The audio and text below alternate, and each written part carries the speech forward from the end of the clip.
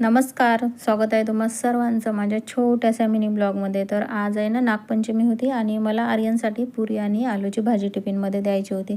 कारण कसं आहे ना, आमच्याकडे कोणीही नागपंचमीच्या दिवशी तावा वगैरे टाकत नाही. त्यानंतर कांदा, मिरची जे काय कट करायचं असते ते सुद्धा कट करत नाही. तर पहिल्या दिवशीच त्याची तयारी वगैरे करून ठेवतात. मग मी आर्यनला टिफिन वगैरे दिला. नंतर माझे घरातले सर्व कामं वगैरे आवरले आणि देवाची पूजा वगैरे करून घेतली. आणि नंतर मग मी आणि रतन आम्ही दोघेजण निघालो महादेवाच्या मंदिरात जाण्यासाठी. कारण आज नागपंचमी होती तर महादेवाच्या मंदिरात जायचं होतं. आणि दोघंही जण तयार होऊन गेलो. आणि याचं बघा कसं चालू होतं, माकडासारखं लपून राहतो, मी बघत नाही मोबाईलमध्ये, असं याचं काहीतरी चालू असते. आपण मोबाईल घेतला की याचं चालू असते. नंतर मग आम्ही पोचलो महादेवाच्या मंदिरात. तर तिथे जास्त काही गर्दी वगैरे नव्हती, अगदी छोटंसं मंदिर आहे.